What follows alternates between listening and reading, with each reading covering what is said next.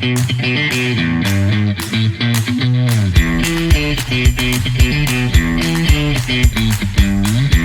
guys, Jeff here. Today, this is where HVAC tech meets carpenter. I've got a little space in a crawl space that I'm going to need to build a custom air return. A lot of ways you can do this. I'm sure the pros on here are all going to jump in and criticize how I do it. I don't care. This will definitely get the job done.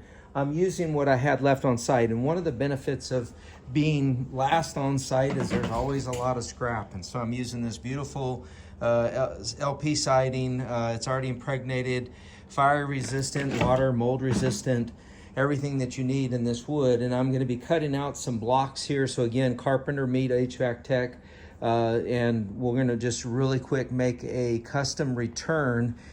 You'll see when we get done with this why we had to go this route, but ultimately stick with me. It's only going to take a couple of minutes. I'm going to be cutting out some pieces to fit in between some of the TJIs underneath the house. They're 24 on center. I'm going to be cutting out a couple of blocks that will provide us the airtight seal that we need for a return. So anyway, check it out, and hopefully I'll get to show off some of my new Good Guy Gear collection where you show your faith on the outside through the messages. It's cold. You might be able to see in the distance here. It's cold, it's raining, and we're in Montana in November. So anyway, we'll get this job done. Hopefully you get to check some of this stuff out.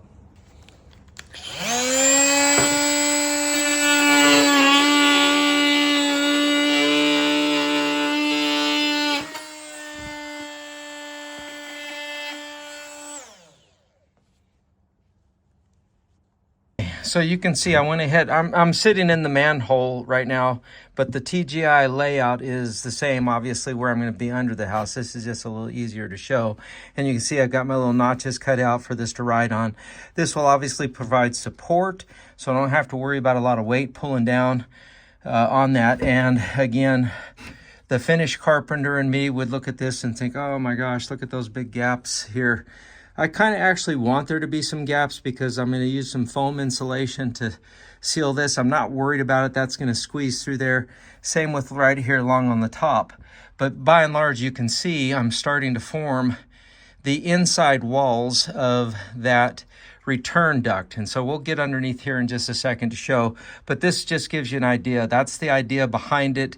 We'll put a plate here on the bottom. We're obviously going to use this 7/8 inch deck as the top. And we just have to nail, and then we'll do our 12-inch takeout here on the bottom to then provide us the air. So this is the beast that we're feeding up into this. We're close to that, so I'll get over here and show you. Okay, so there's what we'll call the front side of the box, front side, back side. So you can see both of those are kind of in place. I do have light coming through. Again, foam insulation is going to add R value and a ceiling value on that. And lucked out again, this one piece of 14.2 Romex is going to fit nicely in that groove. Right now, the only thing I'm going to have to do is take these hangers out, lower it just enough for me to get that bottom plate on here, and then we'll go ahead and kind of nail or tack things in place. I don't need to go crazy about securing this. Just a couple of nails in the sides will hold it, and then that foam will add a little bit of rigidity to it as well. But that's the hole we're going to be feeding from, and we'll get that whole thing sealed up here real quick. Okay, so this is the bottom piece of that air return box that I'm making. Same siding material, the LP smart siding, impregnated, moisture proof, mold resistant, fire resistant. This is the little 12-inch takeoff collar I'm going to be using on this. I know that this piece is roughly 24 by 26, so one will go between the joists, so it's just going to cover the distance. This will actually be bigger than what we need, and again, I'm not worried about cutting it down specifically to size as long as the inside seals up. That's all I have to worry about. And then I also know that I don't want this directly centered because my 90 or elbow coming out of the unit is not quite lined up 100% square with this, so I need to pinch it this way. I'm just gonna use the old-fashioned draw a circle in the middle and use that to cut out my hole. Probably use this combination of a skill saw, no, I'm sorry, a jigsaw. Put a little drill bit right there just to get her started, but that'll be the hole that we'll cut out. And then I'm going to hold off securing this until we get in the place. I'm going to use this opening, this 12-inch opening. I'll use this to reach up and foam the inside from the bottom, and then I'll come from the top and foam the bottom from the top. So this will be last thing to go on, so I don't have to reach through any sharp edges. So anyway, let's get there. Okay, so super quick and dirty, jigsaw, cut it out. This is considered a 12-inch flat takeoff. It also is airtight. It has a little adhesive on that, which is really nice. It comes with that little foam gasket. As you put some screws into this, it will help hold that airtight. A lot of ways you could, of course, add some additional sealant to this, brush it on, tape it on, however you want to do it. But the nice thing about a cut like this is that, again, don't have to be super precise. If I was using sheet metal, I have my sheet metal hole saw cutter.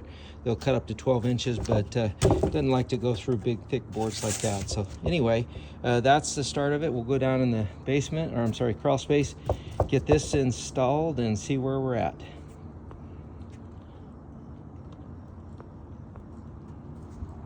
Okay, went ahead and dropped that, just the strap, so I can get my board underneath here. And of course, figured out the hex head. I want to give a shout out to all the people who make a specific T bit for every single screw we have on job site. I know it was that one because it wasn't any of these right here. So that's how I know. So anyway, we'll go ahead and slip our plate underneath there, and then we can attach that strap back up there.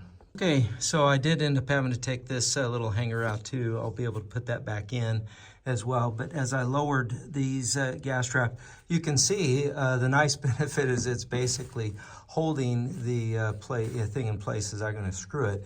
And all I have to do is just make sure on the inside here that they touch or come close to touching, because that will be the background for the foam that we're making. So this gets screwed into the TGI from below. That's going to provide all of the ability to hold this, although it's going to be a very short trunk, as you can see.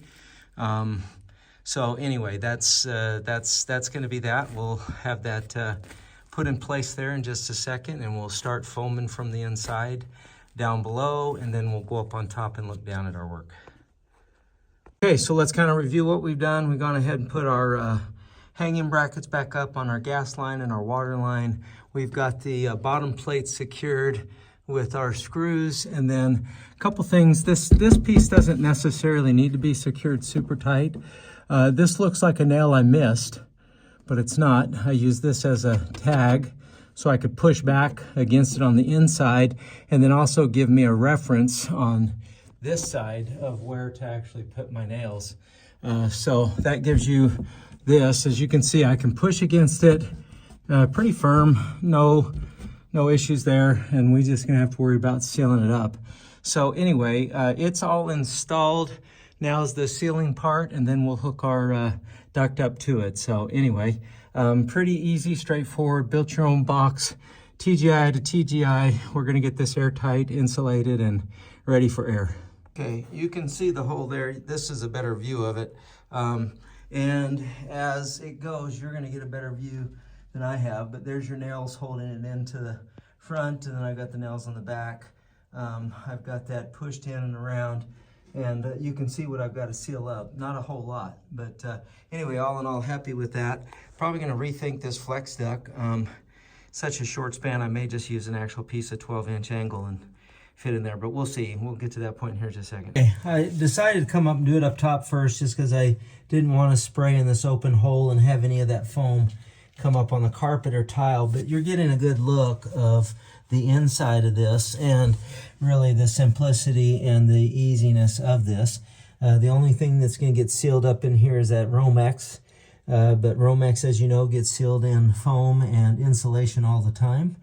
So anyway, that was a real quick build, and it gave me the space that I needed. This was the problem. I've got this washer and dryer that needs to fit in here in a super small space, and that's what I came up with. So is there another way to do it? I hope so.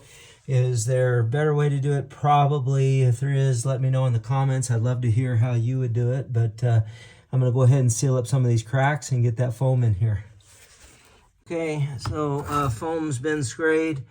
I feel like I've got the corners and the edges good. I'm not so worried about up against the deck where the TGIs meet, but obviously down there in the corners where my bottom piece meets the bottom of the TGIs, although that's pretty good too. The real concern was the corners with my cutout notches to fit that I-beam nature of that TGI joist.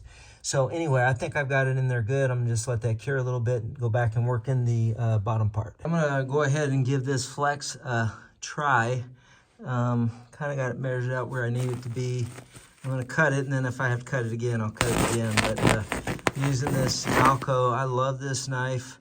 There are some that are have the wire cutter on them, but this serrated knife just makes short work with all three components: your foil, your insulation, and then your inner plastic. So it's a great little knife. Very short work of this. So I'm going to cut that. Let's get that takeout ready to go.